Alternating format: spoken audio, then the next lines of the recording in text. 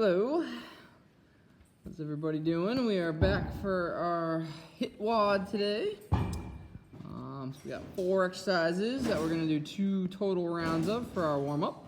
So our first one is a warrior lunge, which is a step and reach. Just going to bring your fingertips to the floor and hike that hip to the sky. So you got 5 on the right, 5 on the left. Our next 2 are both going to be in a kneeling position. So feel free to put a mat or a pillow or anything under your knees if you want. So T-spines are hand behind the head. Try to touch the elbow and rotate towards the sky. Watch the elbow the entire time. So those would be 10 each side. From that same position, we're going to do a fire hydrant, which is a very, very subtle motion out to the side. And then when you finish 10 of those, you're going to lock out the leg and just do 10 pulses. And then you would proceed to the opposite leg. And to get the heart rate elevated, you're going to either do a lateral high knees in a running fashion, just going about, 3 or 4 steps in each direction. A little bit easier is just kind of doing more of a march, get the arms going, but just a lot of touches. So roughly 30 seconds worth to get the blood flowing, and then you're going to go around again. So our workout is a 25-minute AMRAP, so getting as many rounds as possible in. And you got 4 exercises you're going to rotate through. So a 1-leg RDL row can be done weighted with a kettlebell and or a dumbbell or anything you have that can be hold in that hand. So you would go down first, row, and then stand back up. Notice how she's driving that knee forward, working the balance a little bit more. The other style would be hooking up a band about chest height on a pole.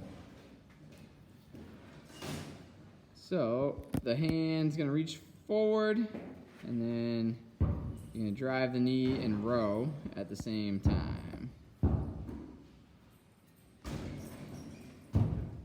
And for those, you just got to kind of find the sweet spot where the tension is hard to make that row happen. So, our second exercise is a reverse crunch or a gar hammer crunch. So reverses are the full extension in both directions, knees to the chest, legs out. Really just make sure we are engaging the core at all times.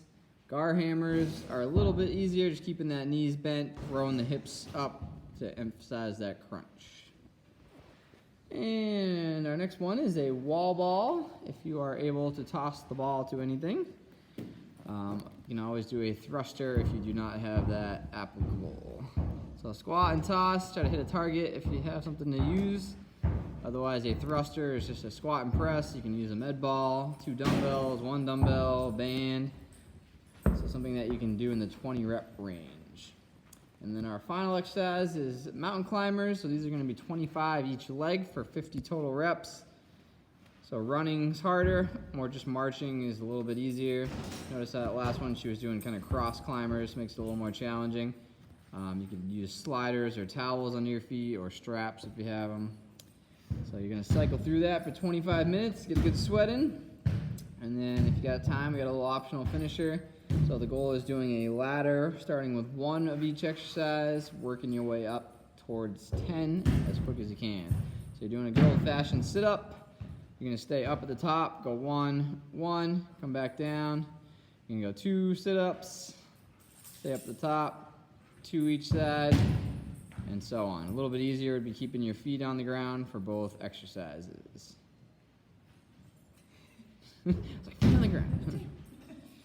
And that is your Hitt WOD. Have fun, work hard, get a good sweat in.